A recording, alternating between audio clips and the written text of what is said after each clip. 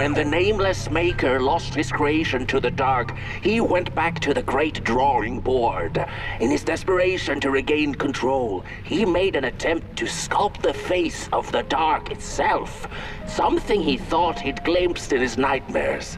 But the face wormed itself out of his mind's eye, and instead his twisted sculptures came alive, grinning and many-legged. Thus, the grinners escaped and seeped into this world as a reminder to the maker that there's always something to smile about, even when things don't go the way you hoped.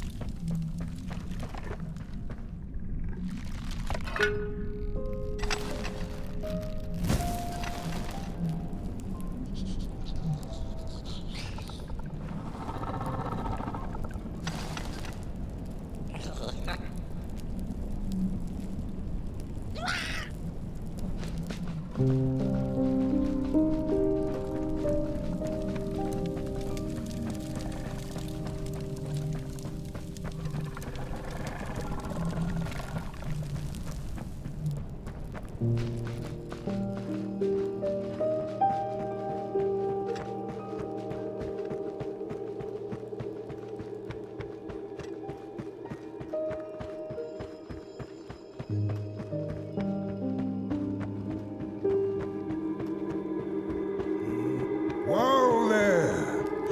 You look like you're about to move a mountain. That's what I get for trying to get in the way of a flame and its destination. Let him walk his walk. Ain't nothing gonna stop him now, looks like. Fare thee well now, burnt one. You're going to Moon Mountain, and that walk is for you alone. You have a tough decision ahead of you to make, just like the ones who came before. But they're all long gone. In the end, all there's left to follow is your own heart.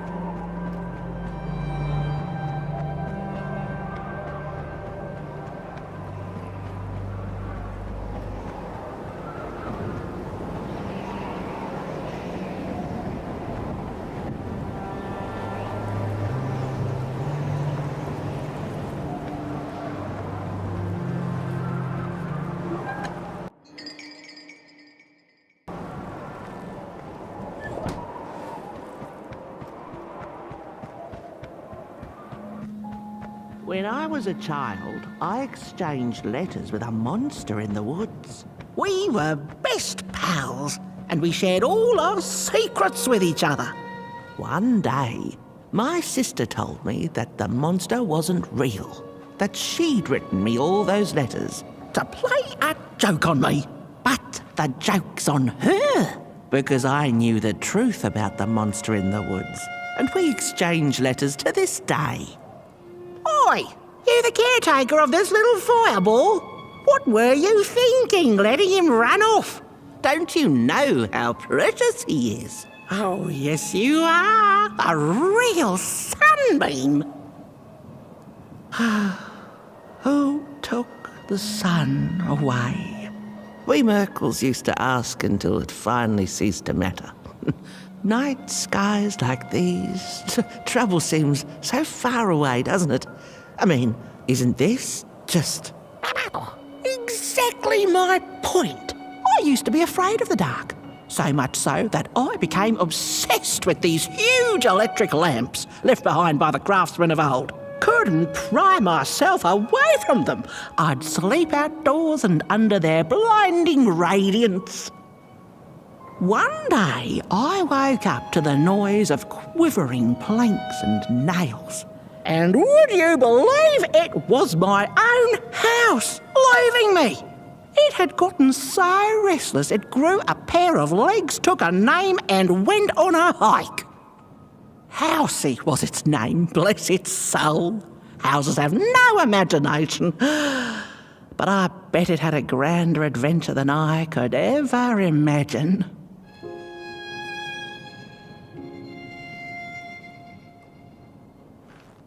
This little flame is your home, burnt one. Keep him nurtured and safe, and you'll always find yourself in the right place. Through the rain, in the dark, and over Moon Mountain. Look at those stars burning like so many candle lights. Isn't this enough? Light like yours is hard to come by these nights. Some long for it so hard, they go looking for it in the wrong places. Funny thing about the walk, it takes you places, tells tales, but it won't utter a word about itself. Who took the sun away? Look at those stars burning like so many candle lights.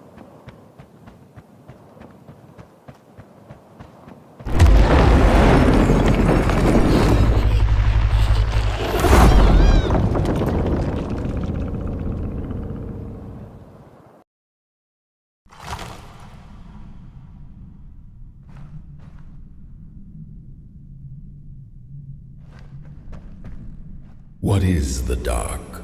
Is it ugly and cruel? Is it a place for monstrosities, for fools lost in the woods? A terrible void where all your nightmares come true.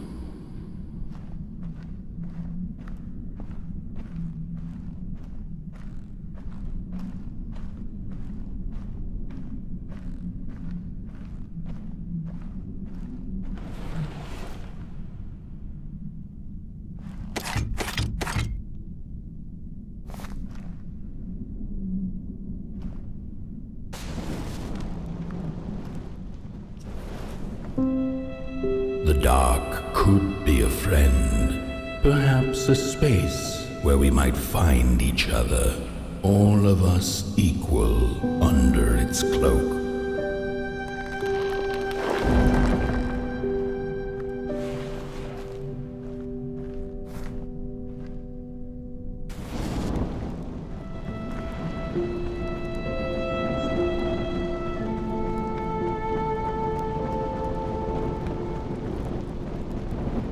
The dark could be an embrace and the release of the old, like taking off a tight shoe, laying bare one's feet, and taking a first step onto a new adventure.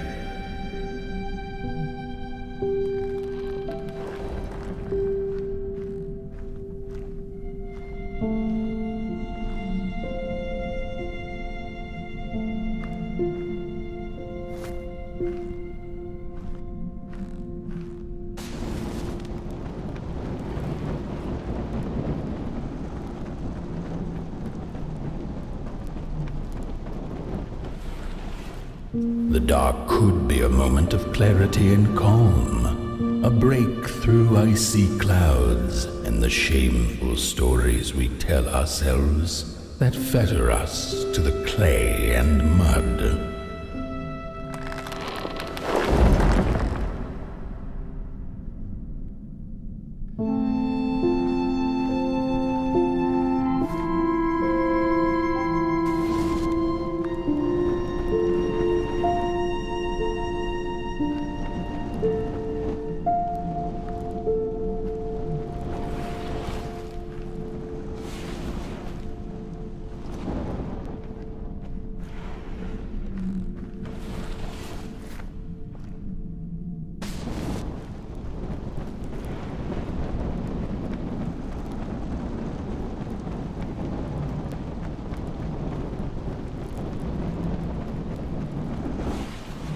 The dark could be the space and time that we need to recover from the death of a dream and the quiet promise of new beginnings waiting on the other side of grief.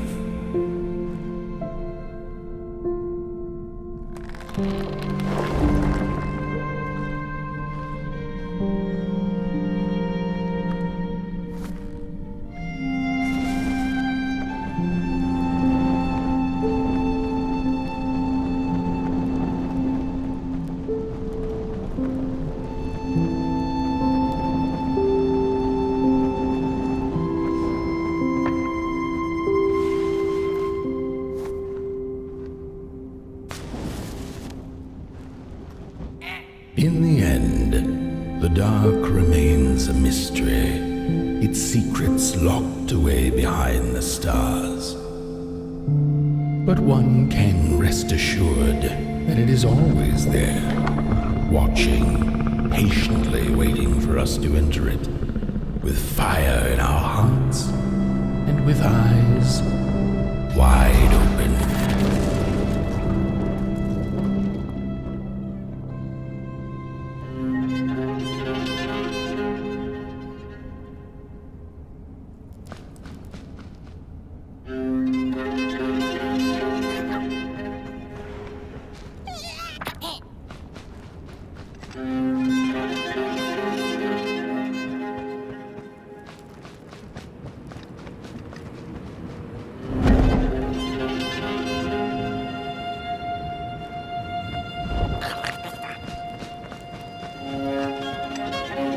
You've arrived.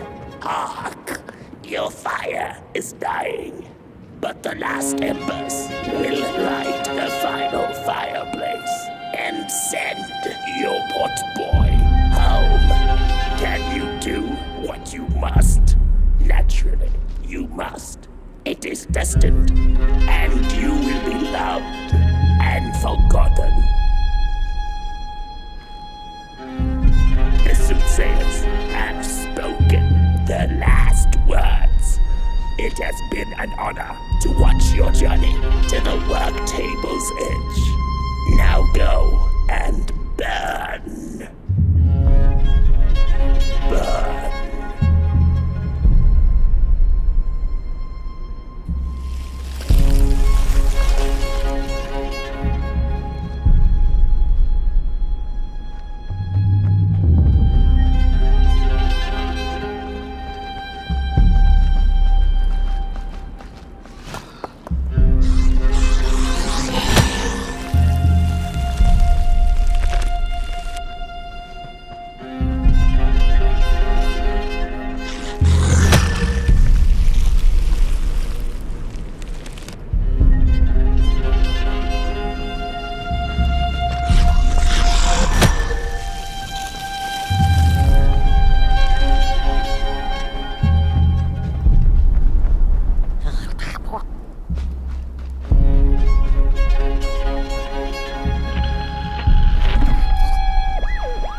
The first two-legged beings did prosper under the first sun, but it didn't matter how much they bathed in its light. They craved more. They sought to cage the sun, harness its power, and make it theirs. But the makers in their foresight had put the sun far, far away. So far that no creature could reach it. That's why, in their desperation, the two-legged ones began to collect matches, lighting them like minuscule suns of their own. But there are only so many matches in this world. And one day they'll run out, and they shall once again look to the sun.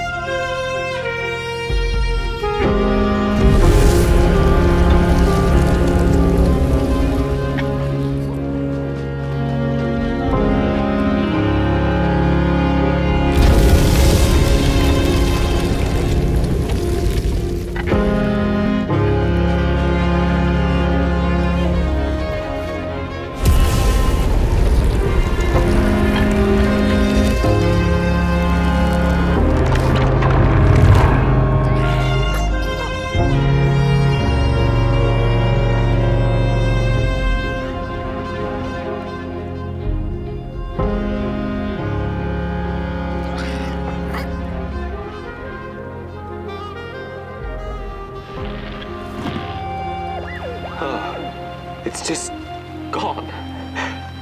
I had this wretched gut feeling like something was up, like something was on the way, a danger I never could have guessed. I figured that's just how I always feel, and my worries seldom come true. And now here I am, and I have been for some time now, and it just won't come back.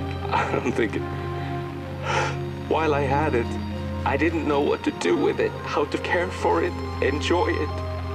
But if I had it again tonight, I'd probably waste it all over again.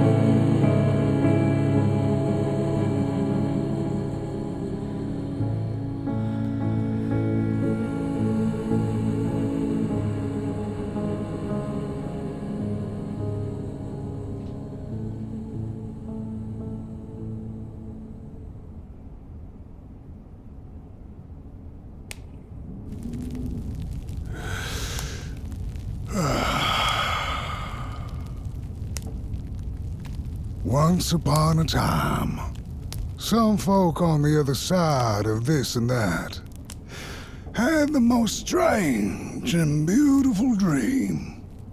I hope that tonight you caught a glimpse of it, and I wish you the levity and grace to smile in the darkest of times and on the way down your midnight walk.